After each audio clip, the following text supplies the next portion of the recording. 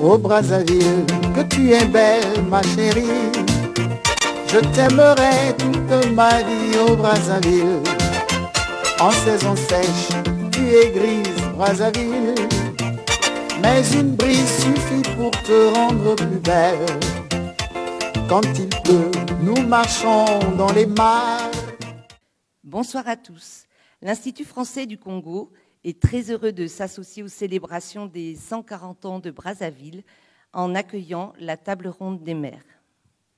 Bonsoir et bienvenue à cette table ronde spéciale marquant les 140e anniversaire de la ville de Brazzaville. La ville capitale du Congo totalise 140 ans d'existence aujourd'hui, 3 octobre 2020. Quel long chemin parcouru entre ce petit village qui n'avait que quelques cases le 3 octobre 1880 et cette mégalopole de plus d'1,5 million d'habitants qu'est devenue Brazzaville aujourd'hui. Ce chemin parcouru pendant 140 ans, avec des succès et des échecs, bien sûr. Ce chemin, donc, nous allons le revisiter ce soir en compagnie d'une pléiade d'autorités municipales dans laquelle vous aurez le maire de Brazzaville et les 9 administrateurs maires des 9 arrondissements de la capitale. Au cours de cette table ronde, ils nous diront d'où vient Brazzaville, où est Brazzaville et surtout où va Brazzaville. Sans plus tarder, c'est le président du conseil municipal, maire de Brazzaville, Dionisio Dantsimba, qui va ouvrir le bal avec ce qu'il convient d'appeler les origines de Brazzaville. Monsieur le maire. Merci. En effet, on peut dire que la ville de Brazzaville a été créée le 3 octobre 1880 à l'issue d'un traité conclu entre l'explorateur français d'origine italienne Pierre Savognon de Brazza et le roi Makoko. Mais on peut dire, les gars, à l'instar de plusieurs agglomérations africaines, Brazzaville, capitale politique et administrative, créée, devenue commune en 1911, avait reçu son premier plan d'urbanisme cohérent sous le gouverneur général Antonetti. À ce moment-là, apparaissent peu à peu des quartiers aux fonctions très différenciées qui vont marquer durablement leur identité. Et au fur et à mesure que évolue Brazzaville, nous allons retrouver ces différentes fonctions. Il y a d'abord l'administration qui va occuper le plateau, qui forme aujourd'hui le quartier administratif que nous connaissons nous tous. Il y a l'église.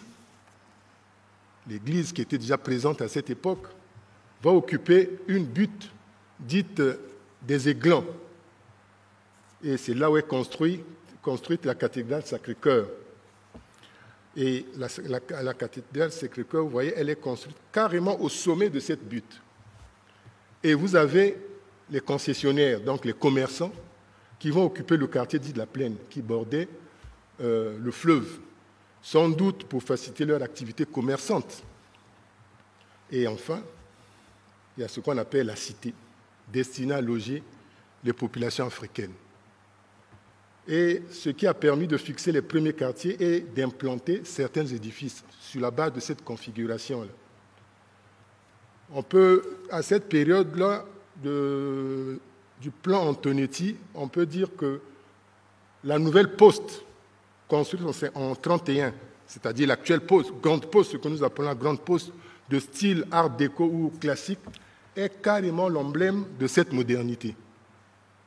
On peut encore citer quelques ouvrages à cette époque. Il y a le palais du gouverneur qui a été construit en 1901-1902, conçu au départ pour abriter le commissaire général du Congo et qui est actuellement le palais du peuple. Nous avons également le premier aérodrome avec la piste qui deviendra plus tard l'avenue Gollard d'abord et actuellement l'avenue Machua. Nous avons l'hôpital général dont les locaux abritent actuellement le commissariat central de police qui a abrité également dans la même zone. Nous avons eu le CG Mafra Virgile Actuellement, une partie de l'espace est réservée même pour la construction de la cité gouvernementale et nous avons le ministère de la Justice actuellement là. Il y a également à cette époque, comme édifice, l'Institut Pasteur de Brazzaville. Plus bas, nous avons la gare de Brazzaville, qui a été construite vers les années 30, en même temps que le chemin de fer. Et en face, il y a un grand hôtel, je vous ai dit que c'est déjà la plaine, le quartier commerçant, un grand hôtel qui a été construit dans les années 42, c'est l'actuelle primature. Donc vous voyez déjà à cette époque ce qui est déjà construit. Ça, nous sommes avant les années 40, autour des années 40 plutôt. Le véritable développement s'opère à partir de 1946, avec la création de deux instruments importants. Il y a le Fonds d'investissement de développement social, le FIDES, et la Caisse de coopération économique de la France d'outre-mer. Avec ces deux instruments, il sera mis en place un plan décennal 1947-1956 qui va servir de base à un vaste programme d'équipement. Plusieurs des édifices vont voir le jour. Vers les années 40-50, il y a l'aéroport de Maya-Maya actuel qui va remplacer le terrain d'aviation dont j'ai parlé tout à l'heure, dont les hangars abritent aujourd'hui le centre sportif. Nous avons également la maison commune de Poto-Poto vers les années 43, le barrage hydroélectrique du Djoué dans les années 51, l'hôpital général actuel, CHU, inauguré pratiquement vers les années 51. Ça, c'est les grands édifices. Pendant ce temps, dans le quartier de la Plaine aussi, ce quartier va prendre également de l'essor autour du quartier actuel de la Coupole, jusqu'à la case Tréchaud, qui est la plus ancienne maison privée de Brazzaville. La case Tréchaud, en fait, c'est aujourd'hui ce qu'on appelle l'ambassade de Russie. Donc, dans cette zone-là, c'est la zone de la Plaine qui prend l'essor. La coupole que vous voyez est construite déjà à cette époque-là. En face d'actuel City Center va être l'architecte Erel. C'était un grand architecte à Brazzaville qui a construit beaucoup d'édifices qui a conçu beaucoup d'édifices à Brazzaville, va ériger là, en 1954, le palais de l'artisanat, qui a disparu aujourd'hui. C'était un grand marché d'art couvert. Aujourd'hui, si vous allez, il y a les vestiges, il y a la grande porche qui est restée avec la fresque à côté de l'immeuble de l'Arc, je crois. Voilà. Donc voilà, au niveau des bâtiments et équipements. Donc à cette époque, en dehors de cette politique de construction des ouvrages, il est également mis en place une politique de l'habitat. Les logements, parce qu'on a pensé aussi au logement. Et il va être créé une société immobilière de l'AEF, qui, après les indépendances, va devenir la Société immobilière du Congo. C'est une société mixte. À son actif, on peut citer l'aménagement du lotissement de Bakongo Aviation.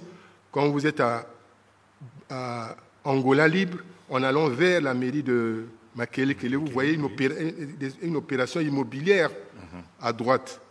Il y a également l'opération immobilière de Bakongo Tahiti et celui du plateau de 15 ans que nous connaissons nous tous. Mais la municipalité de Brazzaville, à cette époque, avait déjà une politique de logement.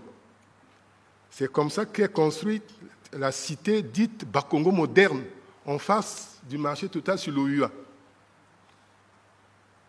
Dans outre ces projets de l'administration, vous voyez là, je cite un peu les projets de l'administration, nous avons le clergé qui était déjà présent à cette époque, je l'ai dit, qui va construire des grands édifices structurants, qui sont la basilique Sainte-Anne, le stade Eboué, dans les années 43, et l'inauguration du stade est faite par le général de Gaulle en 1944. Donc l'inauguration intervient en 1944 du stade Eboué, mais la basilique Sainte-Anne, l'inauguration intervenant plus tard. Quelques voies sont également asphaltées, donc goudronnées, comme on le dit, mais 2 voies, principalement 2 voies, vont avoir l'électrification. Il y a l'avenue de Brazza, dans le quartier du Plateau, celle qui longe le marché du Plateau au centre-ville pour arriver au CCF ici, et l'avenue de Paris, actuellement l'avenue de la Paix, à Poto-Poto. Ces deux voies vont être les premières voies bitumées à être électrifiées. Voilà le décor avant l'indépendance.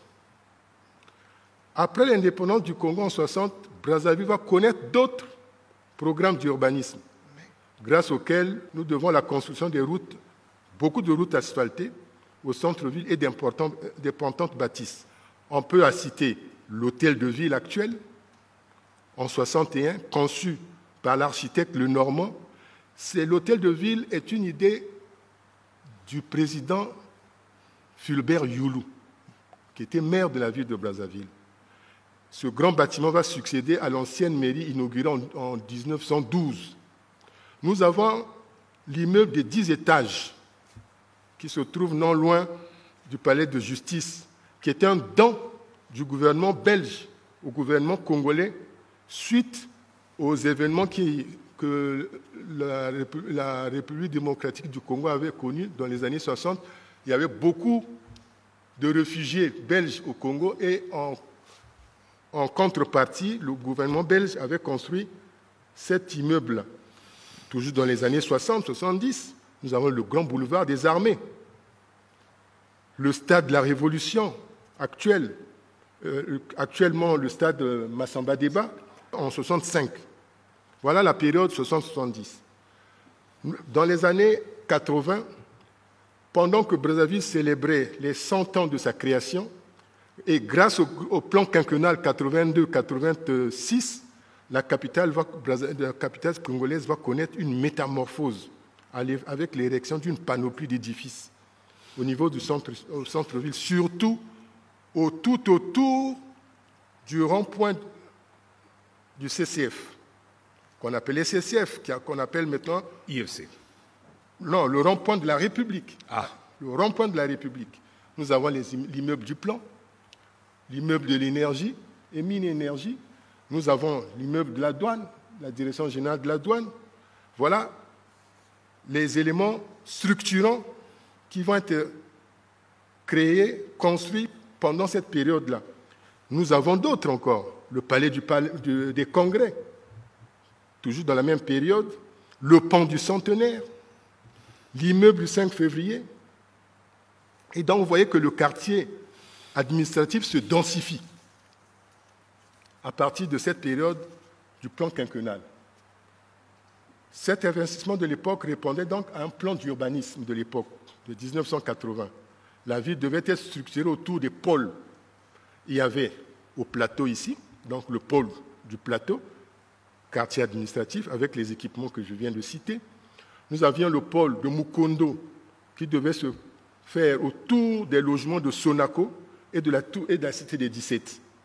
Le pôle de Mfilou, sur le terrain qui abritait les antennes des PTT, c'est là où est construit actuellement l'hôpital de coopération avec la Chine. Nous avons également là, à l'époque avant, une opération immobilière de Shelter Afrique. Et actuellement, le ministère des Affaires foncières vient de faire un lotissement aménagé là-dessus aussi. Donc, c'est tout ce pôle-là qui devait structurer la zone de Mfilou. Et dans la partie nord de la ville, il y avait le pôle de Mamboukiro, autour d'une opération immobilière de Soprogi également.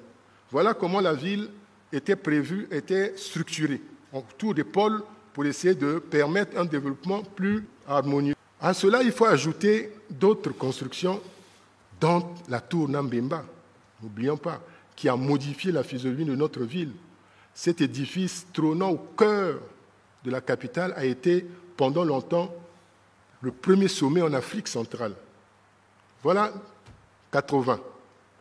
Nous arrivons à 90. Dans les années 90, les troubles sociopolitiques viennent endommager beaucoup de ces édifices de la capitale, au point où, après le retour de la paix, le président de la République, son Excellence Denis Sassou Nguesso, va initier un vaste programme de municipalisation qui avait pour but de mailler l'ensemble du territoire en infrastructures de base. C'est ainsi que dans les années 2000, ce programme va commencer en 2004 à Pointe-Noire et a été mis en œuvre à Brazzaville pendant 3 années successives, c'est-à-dire 2008, 2009, 2010, et va permettre d'effacer d'abord ces stigmates des différentes guerres et d'imposer une nouvelle image de la ville. Et la nouvelle image de la ville va se bâtir surtout autour, une fois que ces bâtiments restaurés, autour d'une infrastructure routière importante, bien maillée. Nous avons la deuxième sortie nord de Brazzaville, nous avons le viaduc qui longe le fleuve jusqu'au stade de Kintélé, il y a aussi la corniche qui relie le centre-ville avec Bakongo, avec tout ce que nous connaissons, notre majestueux pont du 15 août qui fait notre fierté maintenant. Nous avons la route de Kombo-Mukondo, les bretelles de désenclavement des quartiers de Diata, les tours jumelles de Mpila, la zone commerciale de Mpila. Donc, vous voyez, tout ça, toutes ces constructions de nouvelles voiries vont permettre, en fait, de reconquérir les quartiers périphériques qui, jadis, étaient isolés du centre-ville et permettre donc la fluidité du trafic urbain. Et ce développement des pôles que j'ai dit tout à l'heure, cette infrastructure routière qui va relier tous ces quartiers va permettre le développement encore de la ville et la création ainsi de 2 nouveaux arrondissements, va permettre la création de 2 nouveaux arrondissements, à savoir Djiri et Madibou. Nous pouvons noter également que la municipalisation accélérée ne s'est pas faite seulement sur les bâtiments ou les voiries. Il y a eu aussi un bon volet d'assainissement de cette ville avec l'aménagement des collecteurs naturels qui sont Madoukou et Lamfoua. Ces collecteurs qui, pendant la colonisation, étaient en fait des ceintures d'hygiène entre la ville européenne et la ville africaine. Aujourd'hui, avec cet aménagement, ça devient pratiquement des jonctions, des zones de liaison et de promenade autour de ces collecteurs. Ce programme va doter notre ville de l'une des meilleures plateformes aéroportuaires de la sous-région. L'aéroport de Maya-Maya qui a été complètement modernisé.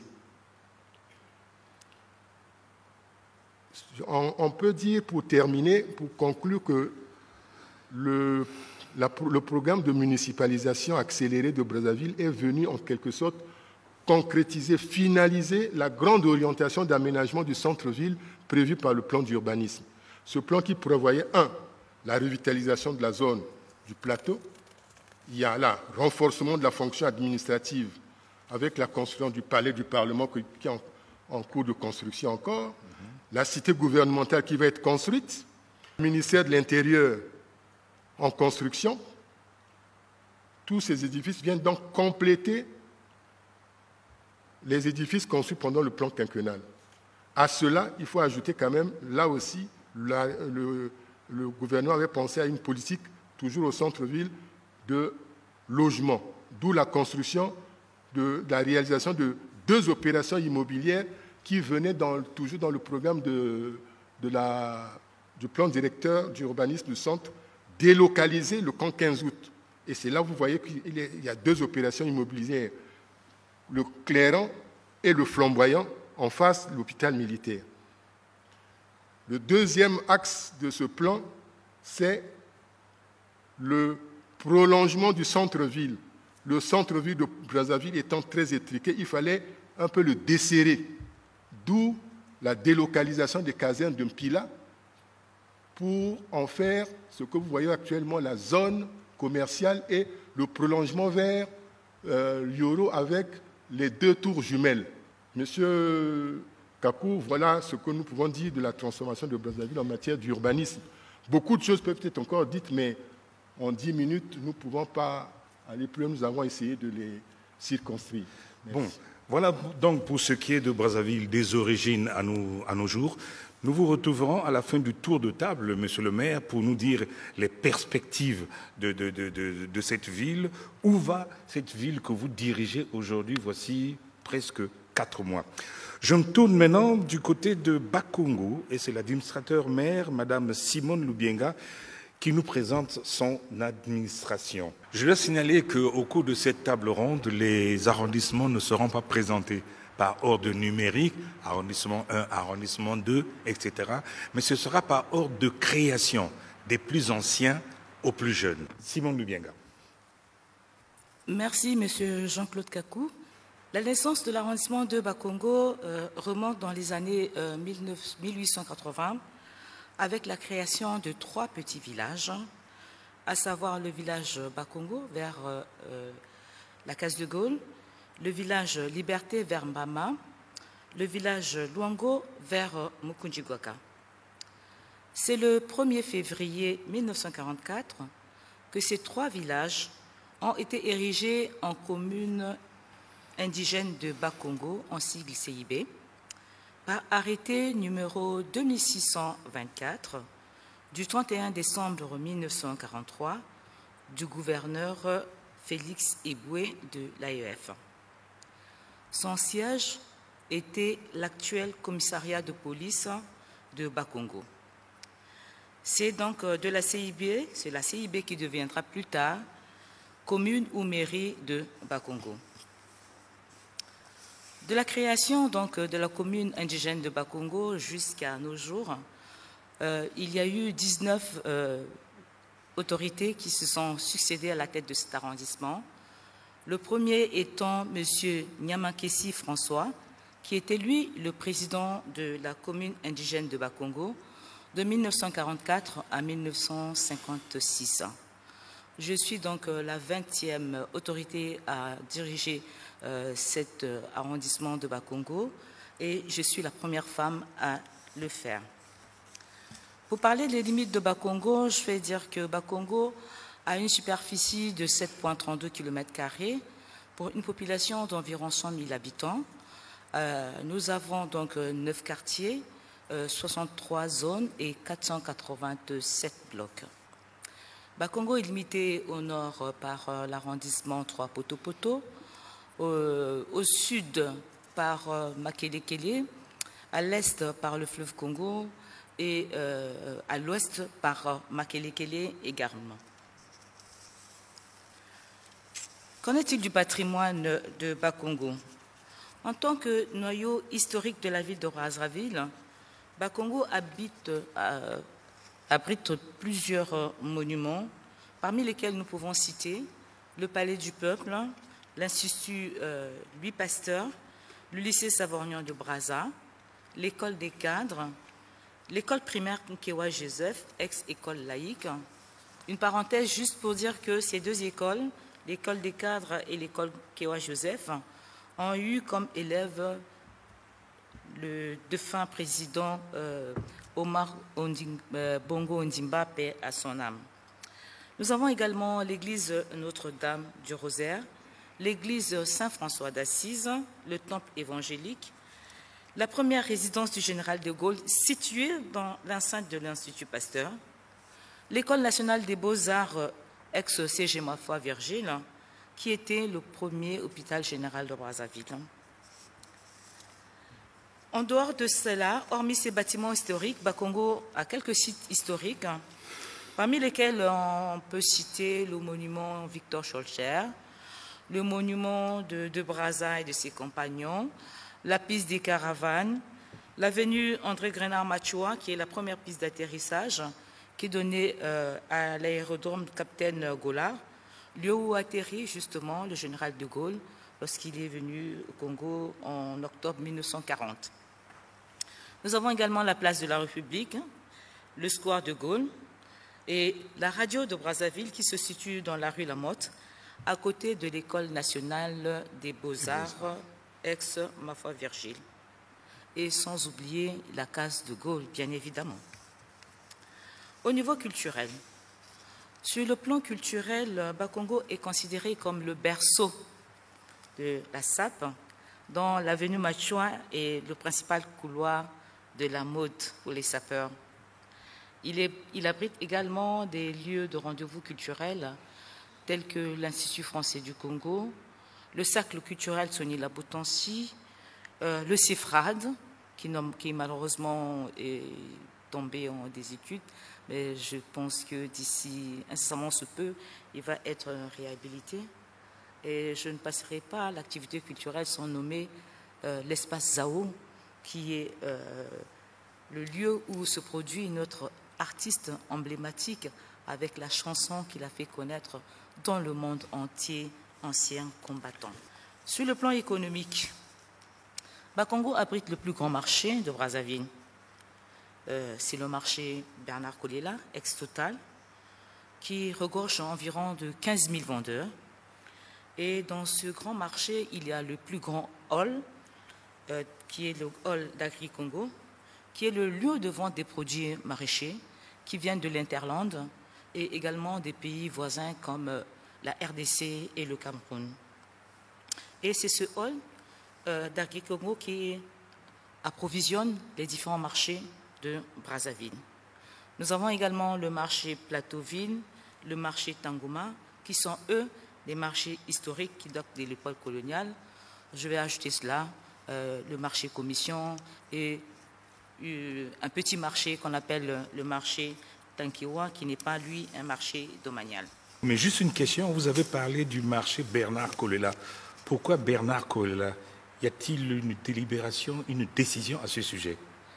Oui, monsieur Jean-Claude Kakou, effectivement, les conseillers de Bakongo avaient porté donc, le projet de faire de telle sorte que le marché Total porte le nom du marché Bernard Kolela, parce que, comme vous le savez aussi bien que moi, le défunt président Bernard Kolela habitait au 744 de la route du Djui, qu'on appelle le Huabus, et il a semblé bon pour les conseillers municipaux de Bakongo de faire de telle sorte que le marché Total porte le nom du marché Bernard Kolela et la délibération y afférente porte le numéro 007/2015, donc de la session de mai 2015 au niveau du conseil départemental et municipal de la ville de Brazzaville.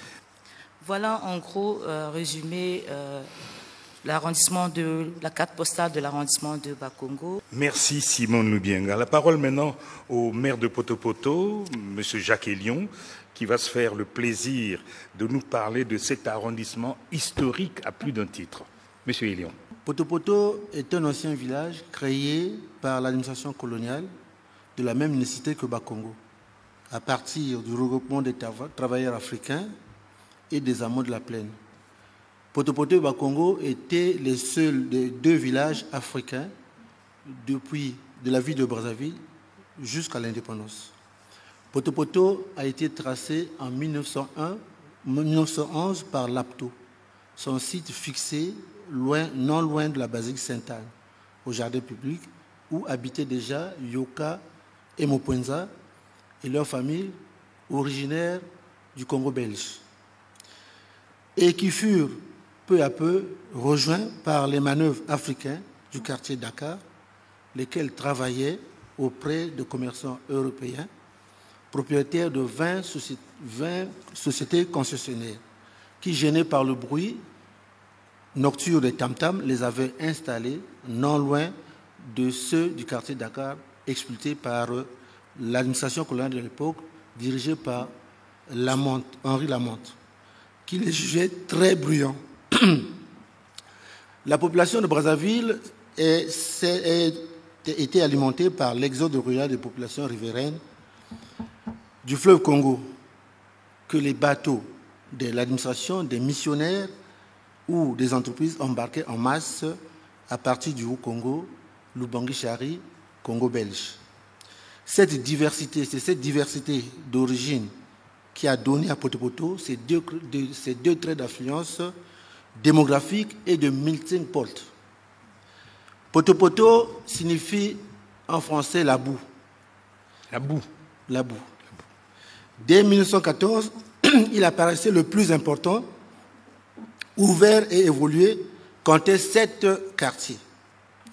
Finalement, le 31 décembre 1943, Poto-Poto devient une commune indigène par arrêté 2623 signé par le gouverneur Félix Eboué. En 1949, l'agglomération indigène de Poto-Poto est passée de 7 quartiers à 14 quartiers parce que gagnant de ces nouveaux quartiers sur les sables et les marécages. L'appellation de ces rues les plus anciennes et célèbres de la cité évoquait la composition ethnique très variée et très cosmopolite de ses premiers habitants. Le tracé de la voie ferrée a délimité Poto-Poto de la ville européenne, à l'ouest et au sud, à telle enseigne que Poto-Poto ne pouvait que se densifier qu'en croissant vers le nord, d'où s'expliquent les excroissances de Mungali et Wenzé sud, Wenzé centre, Wenzé nord, qui après ont constitué les arrangements à part entière. Mungali en 1957, Wenzé en 1959. À l'indépendance et à la suite de la réorganisation administrative, l'arrondissement de Poto-Poto a été dépouillé du quartier Mungali au nord de la rue Mboshi et la rue Infondo, et du quartier Wenzé à l'est par le ruisseau La Wenzé pour en faire des arrondissements. Cependant, Poto-Poto a été enrichi des quartiers de l'ancienne ville européenne, dit d'Mpila, Aiglan, La Plaine, le Tchad jusqu'à l'allée du Chahut qui le sépare à Bakongo. Le 26 mars 1970, au terme d'un arrêté signé par le ministre de la décentralisation, Djedjone Itoa, fixant provisoirement les limites de cet arrondissement, Brazzaville, dont le centre-ville en fut le 7e arrondissement, a été dépouillé par la commune de Brazzaville. Des quartiers dont ils s'en étaient enrichis, notamment à l'ancienne ville européenne, au moment de la création des arrondissements 4 et 5. En 1988, en rapport avec la relance des élections populaires au niveau local et la création de commissariats politiques au niveau régional et local, les limites de la commune de Brazzaville ont été fixées sans que la tutelle ne les ait approuvées. Finalement, le 28 janvier 2007, l'arrêté signé par le préfet Benoît Mondelengolo est venu en régulation de la délibération non approuvée en 1988, limitant Poto-Poto en 6 quartiers, 31, 32, 33, 34, 35 et 36. Poto-Poto géographiquement est délimité par les arrondissements 4 au nord-ouest, au nord par l'arrondissement 5, au sud par l'arrondissement 2 Bakongo et à l'est par le fleuve Congo. La superficie de Poto-Poto à l'origine était de 1300 hectares. Celle de Poto-Poto actuelle est de 900 hectares. De 1945 à 1960, Poto-Poto était dirigé par les présidents des communes, dont Hilaire Obam fut le premier de nationalité gabonaise. De 1960 à 1979, par les adjoints au maire. De 1979 à 1994, par les maires. De 1994 à 2003, par les administrateurs maires délégués. De 2004 à ce jour, par les administrateurs maires. Au total, Poto-Poto a eu à sa tête 22 autorités qui ont présidé à ses destinées. Et j'en suis le 22e. Les patrimoines de Poto-Poto, on peut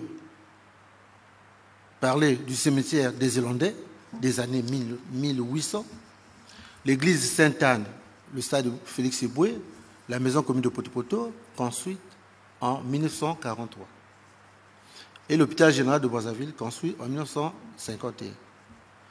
Parlons de l'école de peinture de Poto-Poto, créée par Pierre Laude, était un bâtiment, un endroit réservé à Poto-Poto. Mais de nos jours, il appartient maintenant à l'arrondissement 4 Mungali. Le ministère de la Défense, ancien quartier général des forces armées françaises, construit en 1913, ayant servi de siège de la présidence de la République sous le régime du président Marien Ngouabi et provisoirement du siège de l'Assemblée nationale populaire. Poto-Poto a 3 marchés domaniaux. Potopoto 1, Potopoto 2, péjorativement appelé marché Mungali, et le marché PV. Celui de Potopoto 1 est le premier construit en 1948. L'école Jeanne d'Arc fut implantée en 1889 à l'actuel site abritant la Sirac. Le lycée Chaminade en 1946, la toute première école indigène de Potopoto, créée aux environs des années 1900, elle fut implantée d'abord à l'actuel dispensaire de Potopoto, à côté de la gendarmerie, en terre battue et le toit en paille, et déplacée ensuite au quartier sénégalais, à l'actuelle école Marcel Bissila, avec 4 classes, CP1, CP2, CI1, CI2. Le premier écrivain congolais fut Jean Malonga, avec son livre « La légende de Fumu Mazolo », publié aux éditions africaines en 1954. Le transport urbain fut les pousse-pousse, appartenant aux dignitaires sénégalais. 2 sites abritaient les lieux de stationnement, Zando Ya Imboa, au rond-point Potopoto, et Magué sur l'avenue de la Paix. Les pousse-pousse et la bicyclette dominaient comme moyen de transport.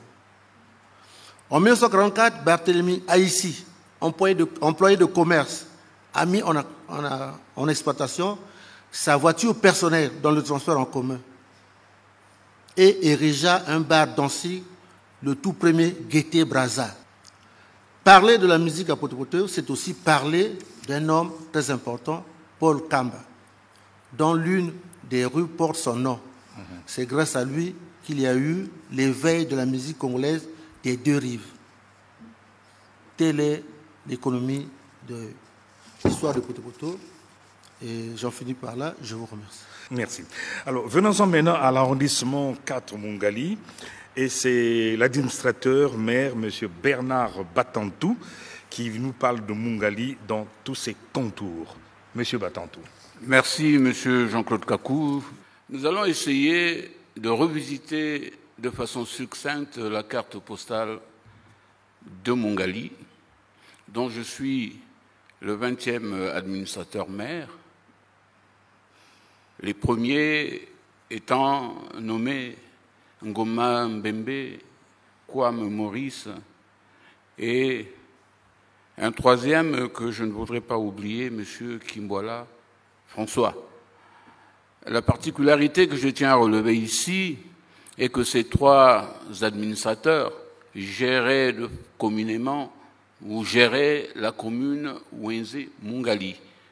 On laissera la place aux historiens pour nous en dire un peu plus. Et en ma qualité d'administrateur maire, je suis secondé par Madame Aurélie Makosso en sa qualité de secrétaire générale. Longtemps arrimé administrativement à l'arrondissement 3 Potopoto, jusqu'en 1956, Mungali a été créé en janvier 1957. Et depuis cette date-là, ces 2 arrondissements, loin de se disputer une rue, au contraire, s'étreignent, s'embrassent. C'est la rue Infondo, que les Congolais ou les Brazzavillois appellent communément la rue Lénine.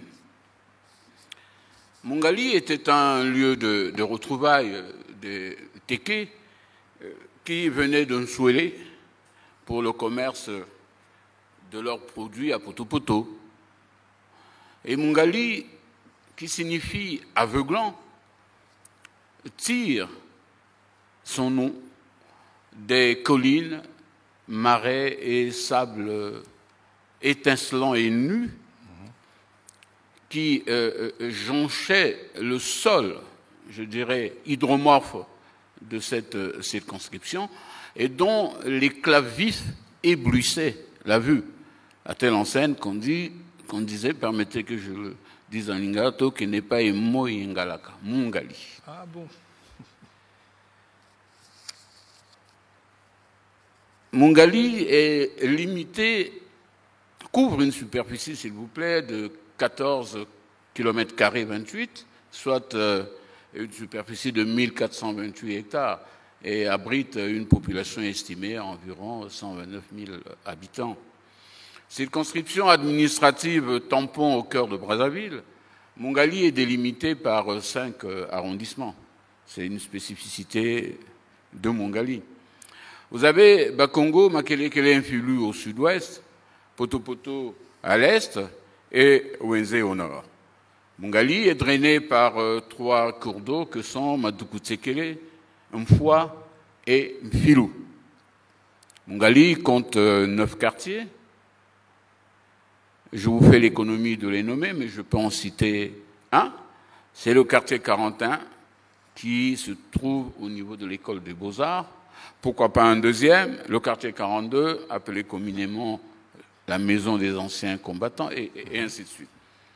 Alors, découpé administrativement en 75 zones, 592 blocs et 305 rues, Mongali est une mosaïque de peuples qui en fait un arrondissement riche de culture.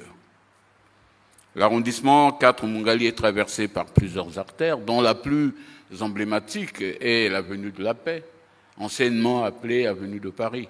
Monsieur Jean-Claude Kakou, je vous invite à venir savourer la vue splendide de l'avenue de la Paix sur le balcon du siège de l'arrondissement. Vous m'en direz des nouvelles. Je l'ai déjà fait plusieurs fois. Merci.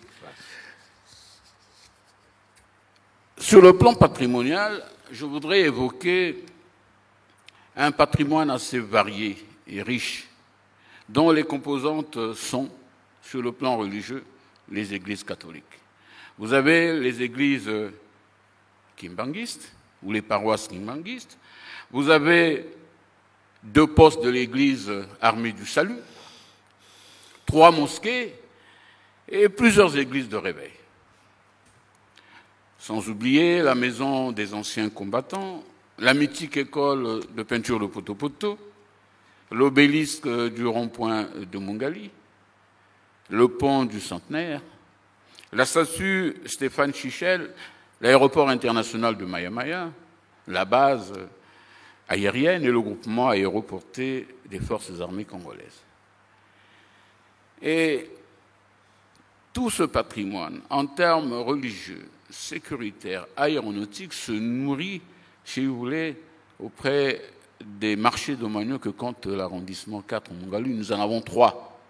Vous avez le marché du plateau des 15 ans, le marché de Saint-Esprit, de 10 francs, le marché de Mokondo. Pour l'essentiel, voilà donc présenté rapidement.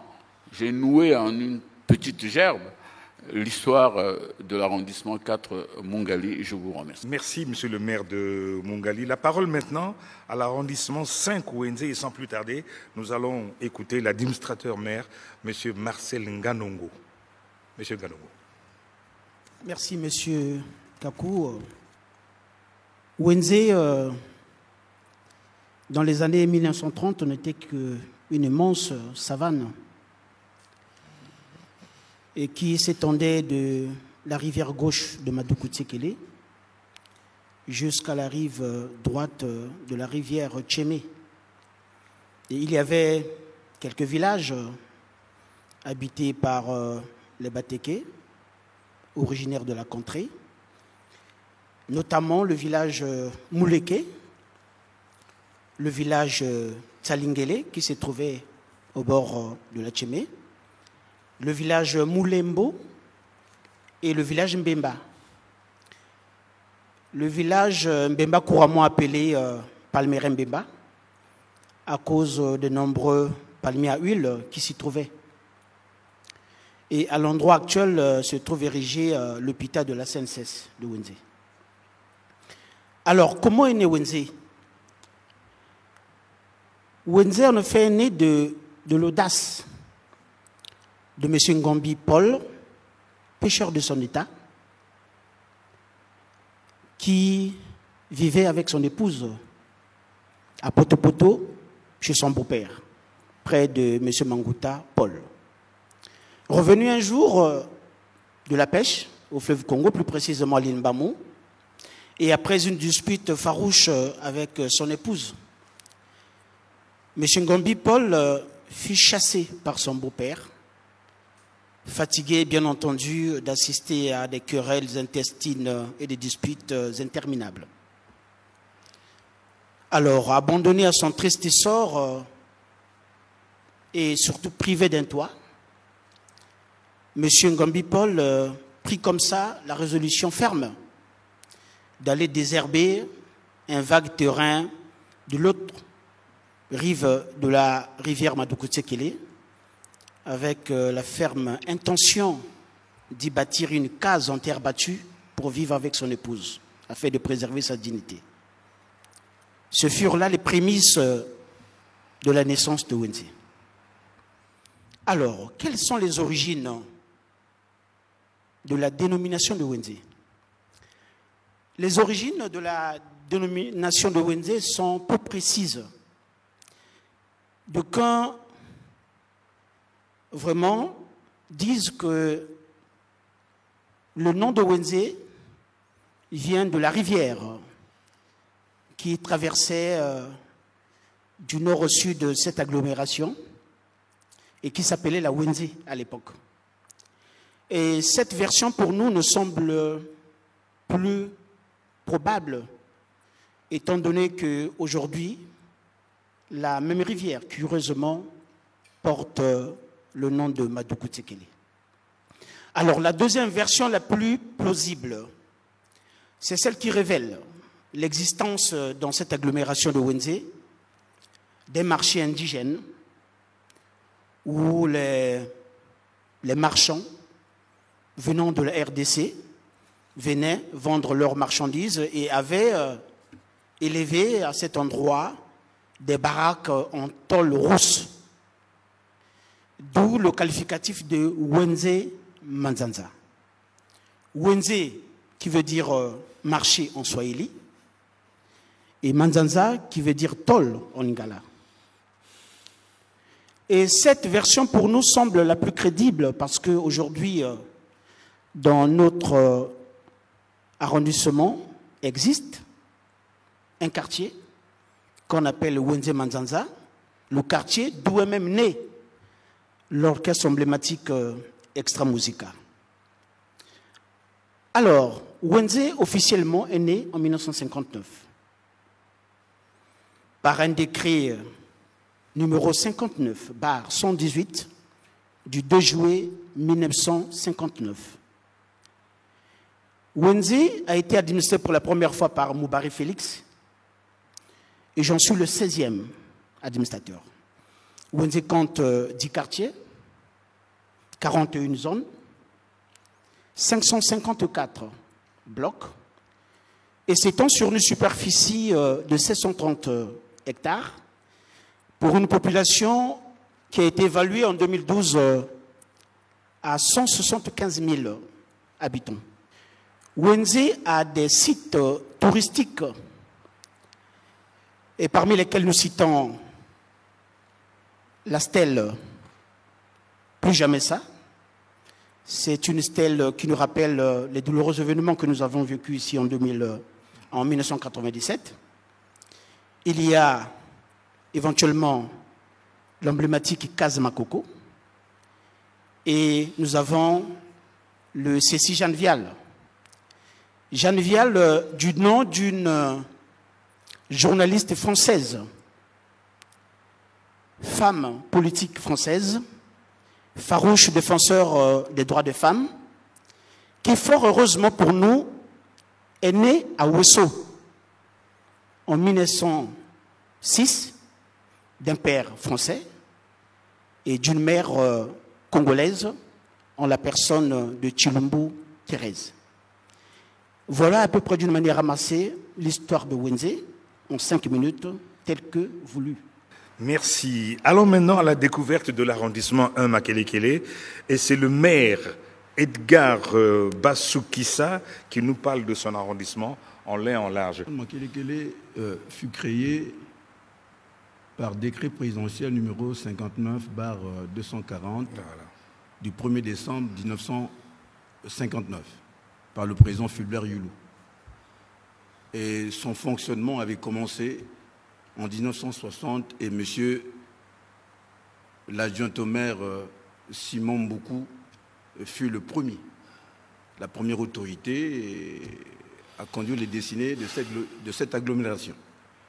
Makelekele tire son appellation par des gouttes d'eau tombant d'une source que les premiers habitants, qui étaient donc des Tékés, constatèrent qu'il y avait un bruit. Kélé. Et ils appelèrent donc l'eau de cette source Maza Makelekele. Et les Tékés furent suppliés par les Congos, qui maîtrisaient mal la langue Téké, et finirent par déformer. Ils déformèrent donc l'appellation de Maza Makelekele en Makelekele. Makelekele, moi qui vous parle, je suis donc le 16e maire, de 16e administrateur maire à la charge, n'est-ce pas, de la gestion de cette mairie. Makelekele a une superficie de 138,98 km² et compte environ 107 533 habitants, repartis dans 11 quartiers, 79 zones et 424 blocs. Et Makelekele est limité au nord par l'arrondissement 4 Mungali et 7 Mfilou, et au sud par le majestueux fleuve Congo, à l'est par l'arrondissement de Bakongo et à l'ouest par la rivière Djoué. En ce qui concerne les sites touristiques, je veux me limiter à quelques-uns. Je veux vous parler de Zangadia Bangombe, que nous partageons si heureusement avec la région numéro 2. Mais tellement il est emblématique pour nous, il faut donc le citer. Oui. Zangadia Bangombe, Zanga veut dire en Congo étang. Ngombe veut dire bœuf. Donc les éleveurs des bœufs de cette époque venaient paître et abreuvoir leurs animaux en ces lieux. Et c'est ainsi que ça s'appelle Zangadia Bangombe. Aujourd'hui d'ailleurs, grâce aux efforts, n'est-ce pas, du président Denis Sassou Nguesso, qui nous a construit le collecteur qui fait la fierté, n'est-ce pas, de 2 arrondissements, Makelekele et Bakongo. J'ai cité le collecteur de Zangadia Bangombe, et où nous avions des pistes de promenade. Et je veux vous parler également de Mukunzingwaka. Mukunzingwaka, c'est le plus vieux quartier de Makelekele. Ce quartier, les premiers habitants furent des Ngwaka, d'origine centrafricaine. Et Mukunzi veut dire, dans leur langue centrafricaine, en sango, je crois, chef. Le chef. Et c'est ainsi que les gens appelèrent donc ce quartier Mukunzi Ngwaka, le quartier des chefs de Ngwaka. Est-ce que ça veut dire qu'il y avait là-bas beaucoup de Centrafricains? Exactement, parce que c'est eux qui constituaient pratiquement la garde qui veillait à la surveillance, n'est-ce pas, de l'aéroport du premier aéroport de Brazzaville, situé sur le site où est implanté actuellement l'ICEPS. Et je peux donc vous parler également de Terinkyo. Terinkyo, s'il s'agit de M. Nsonga, qui avait séjourné au Japon et qui a contacté sur quoi les autorités de l'église japonaise, donc l'église Terinkyo, et qui arrivèrent donc à Brazzaville. Et l'ancien tendiomère, je crois, ça devait être Simon Mafuta, va donner à titre gracieux le terrain où se situe l'église Terinkyo. Et en revanche, les autorités de l'église Terinkyo mettent à la disposition des populations de Makelekele le dispensaire Terinkyo, construit par les autorités de cette église et donné gracieusement également à Makelekele. Et je vais donc pouvoir terminer en ce qui concerne les sites. Je vais vous parler du stade emblématique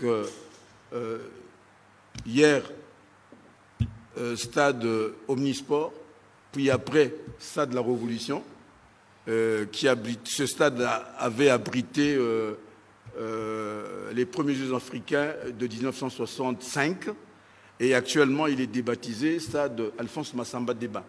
président Alphonse Massamba Deba.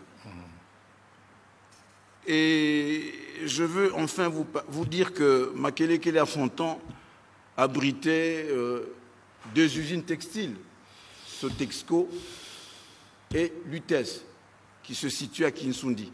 Malheureusement, pour des raisons conjoncturelles, je crois, ces 2 entreprises ont dû fermer. Et à Makelekele, on pratique quoi? Les populations de Makelekele se tournent vers la pêche, le maraîchage, le petit artisanat, le petit commerce, et naturellement, il y a des fonctionnaires et des militaires. Voilà succinctement raconté Terinkyo. Qu'est-ce que je dis présenter la carte de visite de Makelekele. Nous allons maintenant découvrir l'arrondissement 7 Mfilou avec Madame la maire ou la mairesse, Madame Sylvia Makoso Ngakabi. Merci bien, Monsieur Jean-Claude Kakou. Je dirais que Mfilou Ngamaba est un arrondissement à partir du 30 octobre 1984. Alors, Mfilou est un nom d'une rivière qui prend sa source à partir de la limite de Mfilou et Mungali vers la voie ferrée de la Poudrière qui longe toute la voie pour se jeter dans le fleuve Congo, le Djoué, d'où le nom de Mfilou. Mais qui, en Téké, veut dire un supplément, un ajout. Mfilou. Mfilou veut dire un ajout, un supplément. Et par la loi numéro 018/9 du 8 septembre 1990 a été entériné l'arrondissement Mfilou Ngamaba. Alors, à l'époque, Mfilou Ngamaba n'était qu'un district qui s'appelait le district de Ngahaba. Ngahaba, c'est en Téké. Et Ngahaba veut dire le chef des palmiers. Le chef des? Le chef des palmiers. Le chef du village. Pourquoi? Parce que quand un village arrive à s'éteindre, eh ben, on retrouve toujours les palmiers qui ont été à l'époque plantés là. Les villages disparaissent, mais les palmiers y restent. Quand on les abat pas, bien évidemment. Alors, Ngamaba était le représentant du roi Makoko, donc Mfwa, au niveau du district Ngahaba. Et ce monsieur Ngamaba était le représentant de Mfwa pour recevoir les colons, les Français qui venaient à l'époque. Donc c'était Ngahaba qui les recevait dans le cadre de la mobilité sociale. Mais cependant, ce dernier mourra et son fils Ngambio, d'où le quartier Ngambio, l'un de nos 13 quartiers, va succéder et va faire beaucoup d'exploits, va très bien collaborer avec les colons, les Français, qui par la suite vont ériger deux belles maisons dans le quartier Ngamaba. Et c'était des maisons modernes comparées à d'autres bicoques qui étaient là autour. Alors, pour parler un peu au plan géographique de Mfilou, Mfilou est un arrondissement qui a une superficie de 38,75 km². 38,75 km² qui va nous faire en hectares 3875 hectares, sa superficie, et d'une population d'environ 200 000 habitants. Et par là, je peux dire que Mfilou a 13 quartiers, 93 zones et 324 blocs. Mfilou est limité au nord par le quartier Cité des 17, Italie et l'arrondissement 9 d'Iri. Au sud par les quartiers Massina, Nzokombimi et Makelekele par le Djoué. À l'est, par les quartiers cités des 17, Ngambio, Inzuli, Kibwende et Mungali par la rivière Mfilou. Pour la petite histoire, Casse-Barnier. Casse-Barnier, qui est l'un des quartiers de Mfilou, fut la case de retrouvailles de M. Barnier. M. Barnier, à l'époque, était un grand commerçant expatrié dans notre ville de Brazzaville. Il vivait vers Mpila. Et toutefois, pour ses week-ends, pour ses congés, il partait vers Casse-Barnier, il se repliait vers Casse-Barnier, qui, à l'époque, ne s'appelait pas Casse-Barnier, mais plutôt Ntsuele. Ntsuele. À l'époque, ce n'était pas Casse-Barnier, c'était Ntsuele. Et il prenait comme lieu une petite colline pour se reposer là.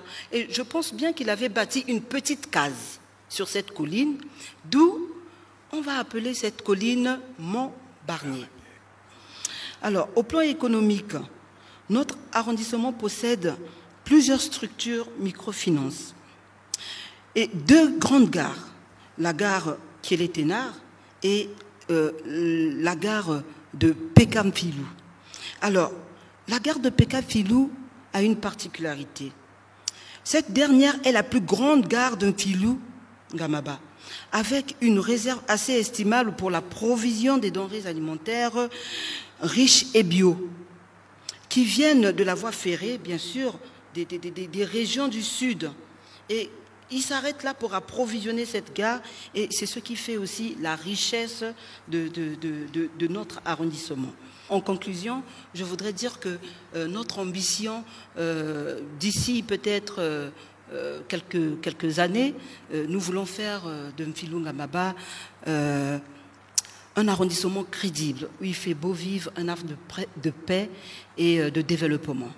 Merci bien, monsieur le journaliste. Merci, madame Sylvia Ngakabi, maire de Mfilou. Passons maintenant à l'arrondissement 8, Madibou. Cet arrondissement a une particularité, c'est qu'il abrite le siège de l'OMS Afrique. La parole au maire, monsieur Alain Milandou. Merci, monsieur Jean-Claude Kagou. Je dirais qu'au double plan juridique et administratif, l'arrondissement 8 Madibou existe depuis 9 ans, car il est créé par loi numéro 9/2011, du 17 mai 2011, ensemble avec l'arrondissement 9 Djiri. Cet arrondissement s'étend sur 80,45 km² pour une population de plus de 100 000 habitants. En 2012, déjà, il comptait 107 000 habitants. Il compte 11 quartiers, 123 zones et 706 blocs. Cet arrondissement est limitrophe des arrondissements de Mfilou et Makelekele, le long du Djoué, dans sa partie nord et nord-est, par le fleuve Congo, dans sa partie sud-est, sud et à l'ouest par le district de Gomatiti. De sa création à ce jour, l'arrondissement 8 Madibou a été dirigé par 2 maires. Le premier était M. Frédéric Jean-Nicolas Malonga et le deuxième, c'est Alain Milandou, votre humble serviteur. Au plan historique, on peut succinctement dire que les terres de Madibou, qui hébergent à l'éternité la dépouille mortelle du premier président de la République du Congo et le premier député maire de la ville de Brazzaville, entendu post-colonial, l'abbé Fulbert Youlou, étaient autrefois peuplées par les Tékés. C'était donc les premiers occupants de cette zone. Progressivement, elles ont vu s'installer, par acquisition onéreuse, les peuples Congo, presque en perpétuelle migration, subséquemment à l'éclatement du royaume Congo, suite notamment à la bataille d'Ambouila en 1865. C'est ainsi qu'a été créée la toute dernière cité provinciale qu'on appelait les Mbanza. Pour ceux qui ont fait l'histoire du royaume Congo, ils ont entendu parler de Mbanza, ceci, Mbanza Mbata. Le dernier Mbanza, donc, de ce royaume a été créé dans la localité qu'abrite aujourd'hui Madibou. Et ce Mbanza était dirigé par un notable qu'on appelait Tsamuna, qui était chef de terre de Kibwende 14, placé sous la gouvernance du chef de canton Ignace Moutanda, qui était voisin de Ngoma Tsetsa, qui a donné Ngoma Tsetse, installé à Bamboma, tout ça dans le district de Ngoma Tsetse. Et Mbanza Tsamona était donc l'appellation, la toute première appellation de l'actuelle localité de Madibou. Alors, pourquoi on l'appelle Madibou? L'appellation de Madibou, quant à elle, est tirée d'un palmier tropical appelé Moudibou ou Ba Diamadibou, produisant des noix appelées Madibou. Donc on l'appelle palmier à grelot. Parce qu'avec ces noix, on fabrique des grelots pour ceux qui ont fait la chasse traditionnelle qu'on attache aux chiens pour servir d'éducateur. Ce palmier, donc servant de lieu de rencontre et de repos, était situé au carrefour, à l'intersection de l'actuelle route nationale numéro 1 et la route qui dessert Gomatité, ainsi que d'autres sentiers. Donc c'était un carrefour. Et à proximité d'un marché colonial, c'était le dernier d'ailleurs, qui était à proximité qu'on appelait le marché de Nkoyi. Voilà à peu près pour les origines de Madibou. Et pour illustrer ça aussi, il y a des localités telles que le quartier Mafuta, qui était en fait un poste de contrôle colonial, de la milice coloniale, qui prélevait des taxes, parce que pour la traversée du pont de Djoué, notamment pour les véhicules, on prélevait les taxes. Et ceux qui voulaient échapper à cela bifurquaient à gauche pour aller prendre le pont en liane qu'on appelait le Lala. Et ce quartier, finalement, a pris le nom de quartier Mafuta. Voilà à peu près comment se sont dénommés les différents. Donc Madibou, c'était ça. Au plan économique, je voulais souligner que Madibou repose sur un socle géologique fait du grès, qui aujourd'hui est devenu la principale ressource de la localité.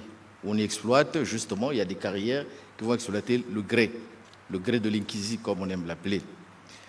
Madibou aussi regorge des terres fertiles, c'est un arrondissement très arrosé aussi, et qui fonde sa vocation agro-pastorale.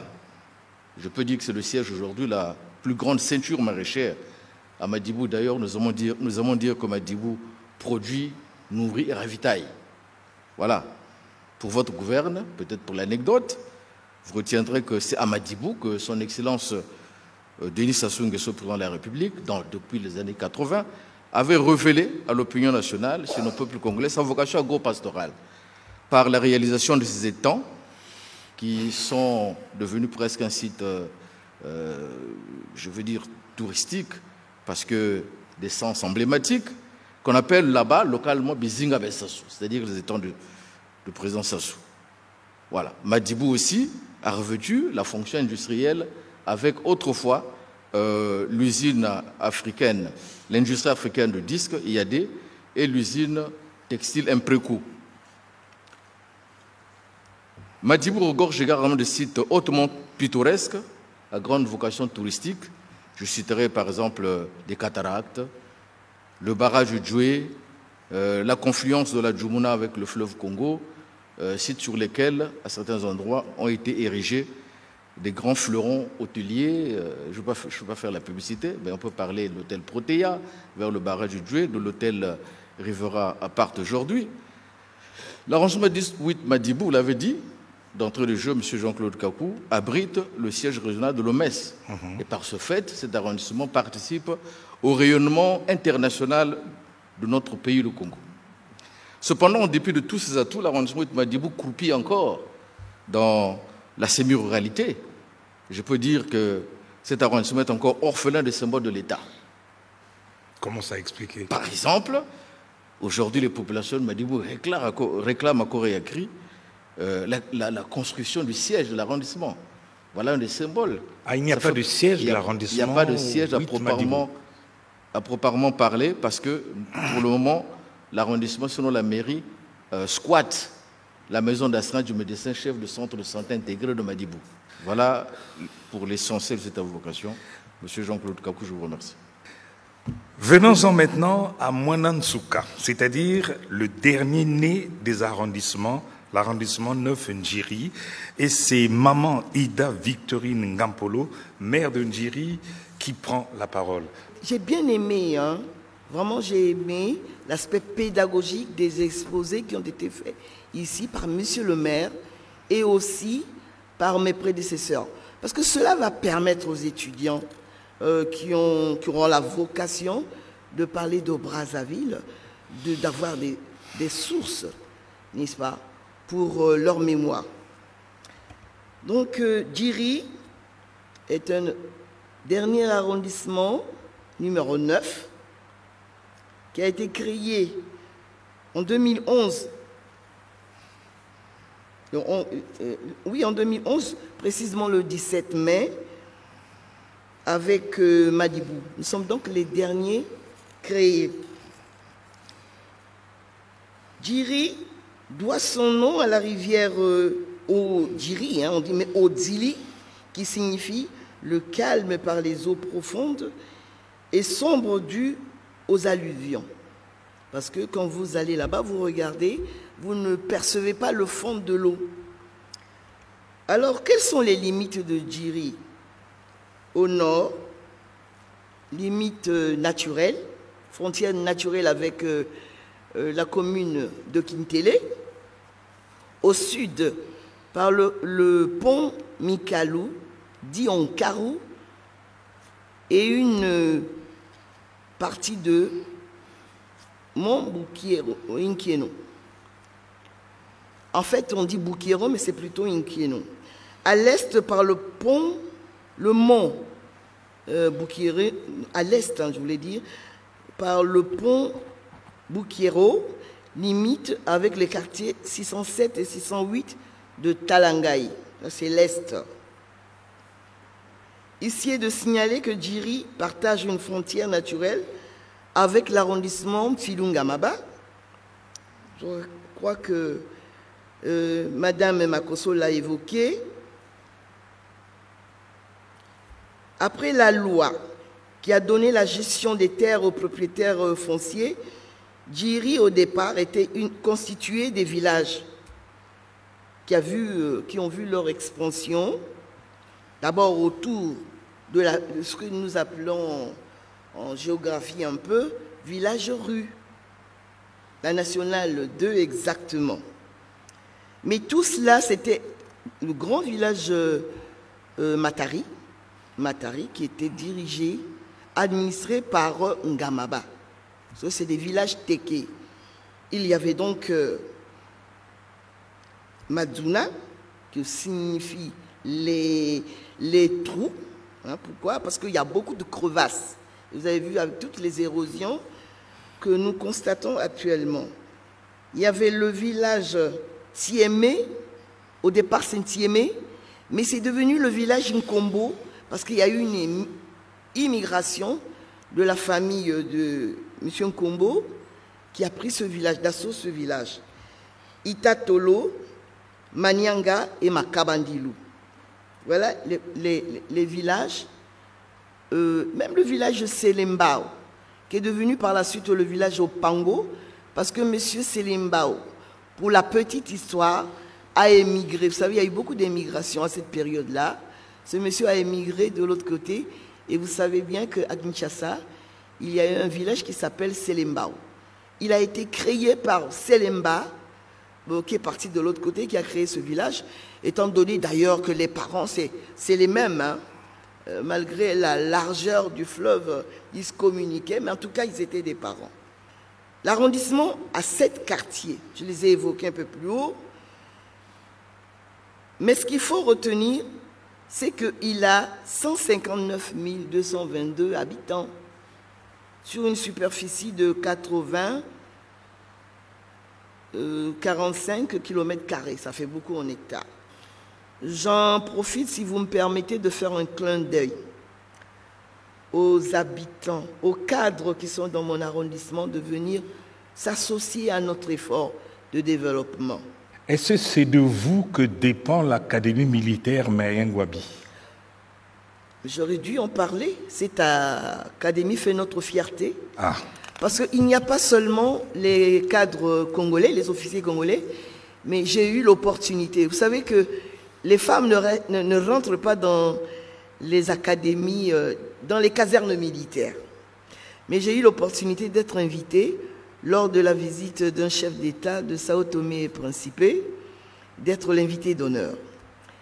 Et j'ai constaté donc qu'il n'y avait pas que les Congolais, il y a les Centrafricains, même les Malgaches, les Béninois, les Togolais, qui étudient dans cette académie militaire. Heureusement, les majors, souvent, c'est des Congolais. Je m'en félicite aussi. Voilà. Alors, nous avons fait le tour des arrondissements, mais il en manque un. C'est l'arrondissement 6 Talangaï. Le maire de l'arrondissement, Privan Deke, est absent, il est en déplacement, mais il nous a délégué son secrétaire général, M. Jean Ambois. Talangaï va fêter ses 50 ans le 28 novembre 2020. Cela veut dire que Talangaï est créé le 28 novembre 1970. Et vous imaginez par là que cette date coïncide avec la proclamation de la République du Congo. Mais malheureusement, nous n'avions pas un texte juridique qui fonde notre arrondissement. Je dirais certainement que c'était la politique de ce temps-là que le président aurait proclamé, parce que le président Marien Ngouabi était tout le temps à Talangaï quand il a déclaré Talangaï comme arrondissement, et cela a pris corps. Mais à dire vrai, Talangaï, c'est l'extension de l'arrondissement 5 Winze, je le dis, sous l'écoute de M. l'administrateur maire de Winze. Et Talangaï est né de l'expulsion des Congolais de chez nous, donc des Congolais de Brazzaville, de la ville de Léopoldville à Kinshasa. Nous sommes dans les années 1965 sous le régime du Premier ministre Moïse Tshombe. Quand ils sont revenus chez eux, les autorités d'alors les ont placés dans un site. Moi, je dirais que c'était loin de Wende.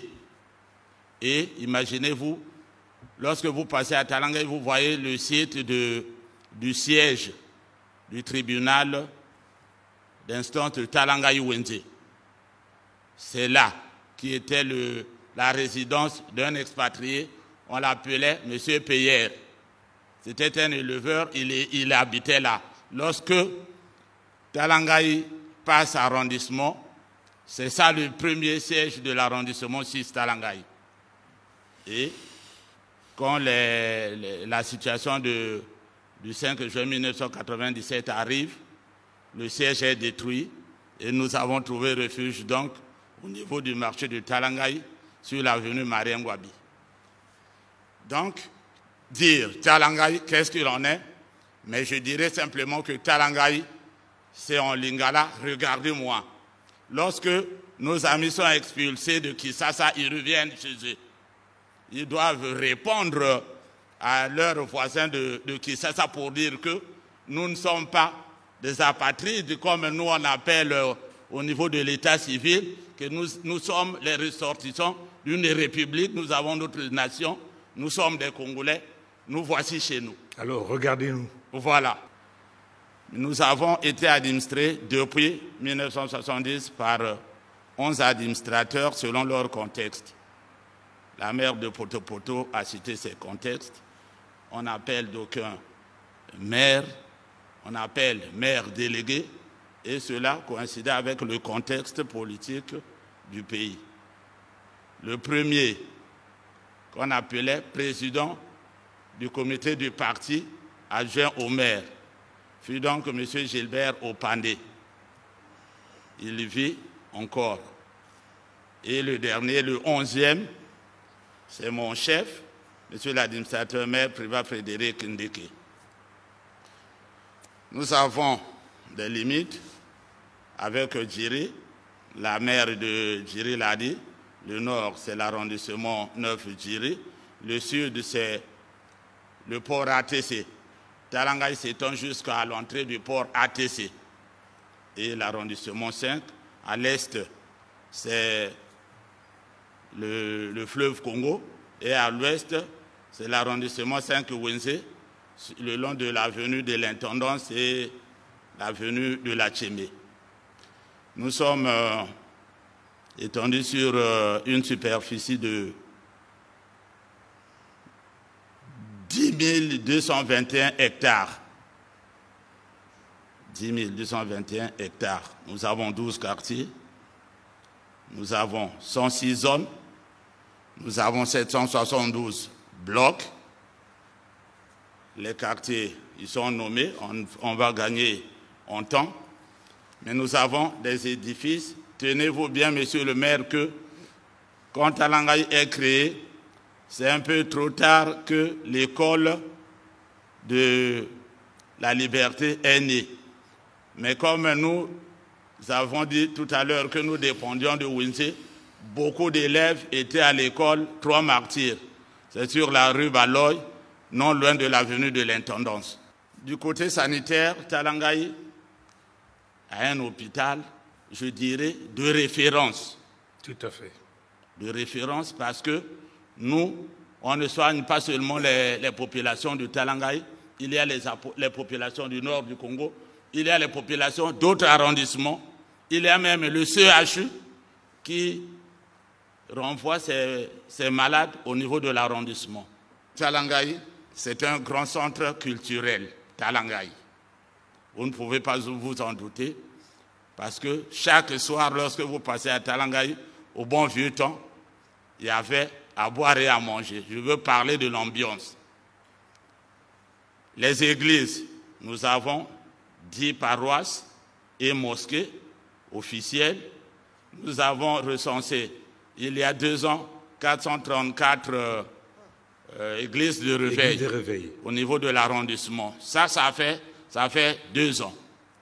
Mais je crois que... Mais il doit en avoir davantage. En tout cas, il y en a à foison. Voilà donc, monsieur le journaliste, ce que nous pouvons parler de Talangaï. Pour conclure, nous passons la parole au président du conseil municipal, maire de Brazzaville, Dieudonné Vansimba, qui va nous parler des perspectives de Brazzaville. Vous êtes à la tête de cette ville depuis 4 mois, depuis le 22 mai 2020. Qu'est-ce que vous voulez en faire exactement, monsieur le maire? Merci, monsieur Kakou. Après avoir brossé cette situation de l'évolution de Brazzaville, nous avons vu qu'il y avait quand même beaucoup de choses qui ont été faites, beaucoup d'efforts, mais ces efforts consentis par le gouvernement et par la commune dans la modernisation de Brazzaville ne vont pas s'arrêter en si bon chemin. Nous envisageons donc de faire de notre capitale, de notre ville capitale, une ville assainie, à travers des opérations d'assainissement, par l'aménagement des collecteurs et le traitement des érosions. Voilà les points importants sur lesquels nous devons nous appuyer. Nous envisageons également de renforcer l'attractivité de cette ville en nous appuyant sur des potentialités touristiques et en la tournant vers ce majestueux fleuve Congo. Cette richesse que nous avons du point de vue touristique, les questions d'environnement doivent être au centre de cette politique de développement. Faire de Brazzaville, redonner à Brazzaville son cachet, cacher la Brazzaville la verte, qui a perdu son cachet, donc redorer ce blason-là. C'est dans cette optique que nous avons prévu d'aménager des collecteurs naturels, le reste des collecteurs naturels, le cas de la Tchémé, le cas de Kélé-Kélé, le cas d'un Filou, si possible en faire des berges avec des lieux de promenade, comme les premières berges. Envisager en fait d'engager une politique de prévention de l'environnement pour enrayer les phénomènes érosifs qui nous dérangent dans cette ville. Beaucoup de quartiers à la périphérie subissent le phénomène d'érosion et ça devient un peu gênant pour ces populations-là. Il y a également, nous l'avons dit dans notre programme, améliorer l'éclairage public dans les quartiers, source de beaucoup de problèmes d'insécurité. Je crois que Madame le maire de Djiri l'a dit tout à l'heure, elle était contente qu'on ait commencé à électrifier Djiri, donc ces quartiers périphériques doivent être éclairés.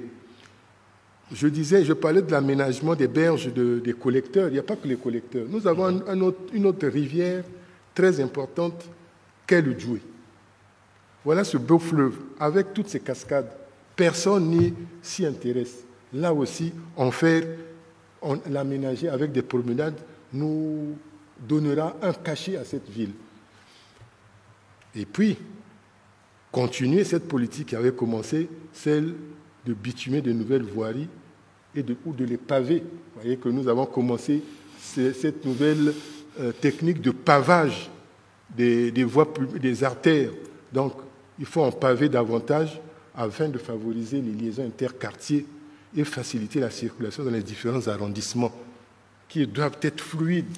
Les déplacements urbains doivent être vraiment fluides d'un quartier à un autre, d'un arrondissement à un autre, d'un quartier à un autre dans un arrondissement par le reprofilage des routes en terre. D'autres actions seront menées en faveur de la réhabilitation de la signalisation verticale et horizontale. Beaucoup d'accidents, beaucoup de problèmes parce que souvent nos artères, nos avenues ne sont plus bien signalées. Tout à fait. Donc il faut le refaire. Et par-delà, améliorer le système de transport urbain. D'abord avec le réseau existant et créer d'autres connexions. Par exemple, la connexion fluviale avec Kintélé. Et ça nous permet de redonner encore vie à ce fleuve que j'ai dit qu'il faut mettre en valeur. Procéder à une campagne, même pas une, des campagnes de sensibilisation des populations au respect des règles d'urbanisme. Parce qu'on a un grand problème d'occupation des zones non aedificandi. Aujourd'hui, je vous parle, Madame le maire de Djiri me dit qu'il y a des populations chaque samedi, chaque dimanche, sont en train d'envahir les dernières collines de l'arrondissement par une occupation sauvage. Nous allons essayer avec les services d'éradiquer ce phénomène. Il est question en fait de créer un environnement urbain à travers l'amélioration des espaces verts. Il n'y a pas beaucoup d'espaces verts à Brazzaville. Il faut en créer davantage. Des espaces de culture, de loisirs qui manquent. Et c'est ce qui crée aussi parfois beaucoup de problèmes de tension. On a des problèmes ici d'AVC, c'est parce que les gens ne respirent pas, l'air frais ne profitent pas de leur environnement. À Brazzaville, il y a un problème que nous devons régler, c'est le problème des centres d'information. On peut arriver à Brazzaville, un étranger va arriver à Brazzaville, ne peut pas s'informer sur l'exactivité de la ville, sur les grands centres qui existent. Donc, mise en place des centres de formation, de communication, j'ai dit des centres de repos et de méditation. Donc, en gros, si je me répète, c'est promouvoir le tourisme sur le fleuve Congo, parce que ce fleuve est un enjeu majeur de l'attractivité de notre ville. Il est sous-exploité en réalité. Tourner notre ville vers ce fleuve, l'utiliser au maximum et surtout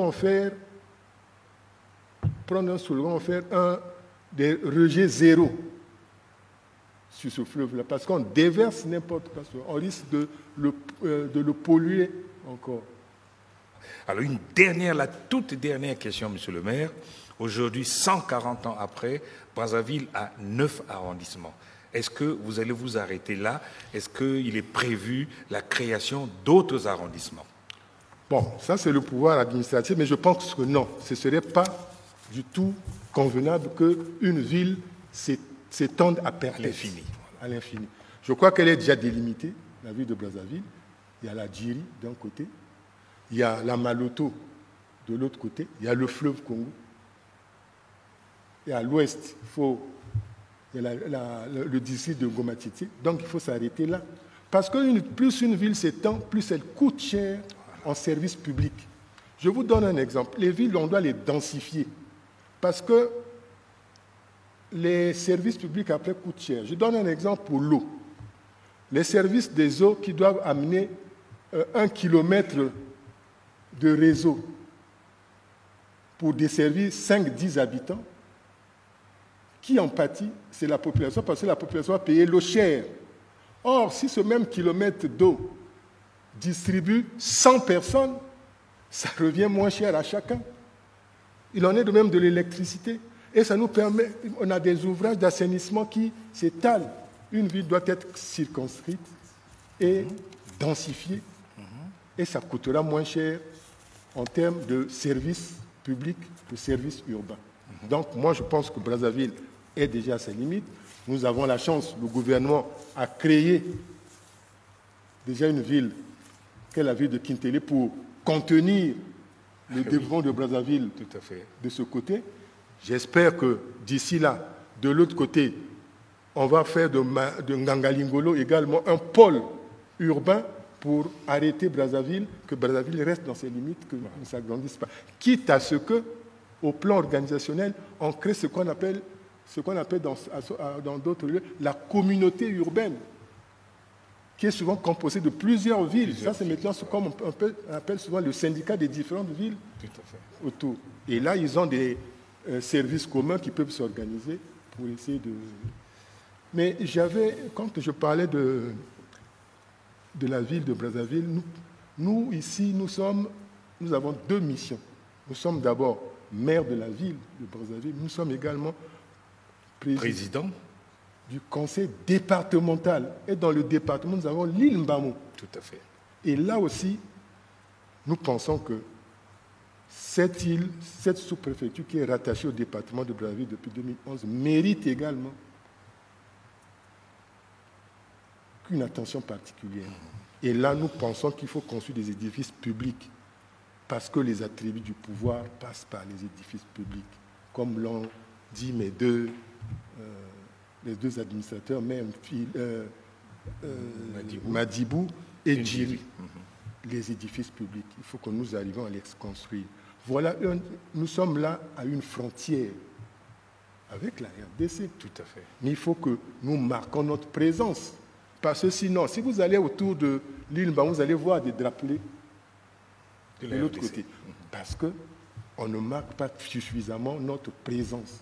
L'électrification, l'adduction d'eau de la ville. Et faire de cette sous-préfecture, de l'île Mbamou, lui donner sa vocation agro-pastorale. C'est là où on devait avoir le grenier de Brazzaville. Profiter de sa situation actuelle pour réserver des terres et en faire le grenier de la ville de Brazzaville. Voilà quelques actions que nous pensons mener étroitement avec les maires d'arrondissement, les chefs de quartier et les autres partenaires au développement, parce que n'oublions pas que tout ça, nous devons le faire également avec la coopération décentralisée, tout à fait, qui est une arme importante pour le développement local. Voilà, ce sera le dernier mot, monsieur le maire, messieurs et mesdames les administrateurs maires des arrondissements de Brazzaville.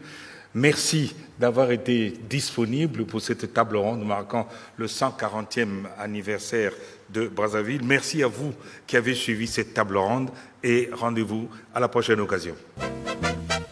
Oh Brazzaville, que tu es belle ma chérie, je t'aimerai toute ma vie, oh Brazzaville.